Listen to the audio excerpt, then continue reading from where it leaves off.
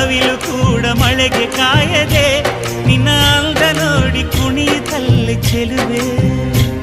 ಓ ರಾಜ್ಕುಮಾರಿ, ಓ ರಾಜ್ಕುಮಾರಿ, ಊರಿಗೆ ಮೆರುಗು ತಂದ ಅಂದಾನೆ. ನಿನ್ನ ನಗುವೆ ಬಂಗಾರ, ಮೌನ ಅಲಂಕಾರ, ನಿನ್ನ ಅಂದವ ನೋಡಿ ನಾನು ಕವಿಯಾದ್ನಲ್ಲ.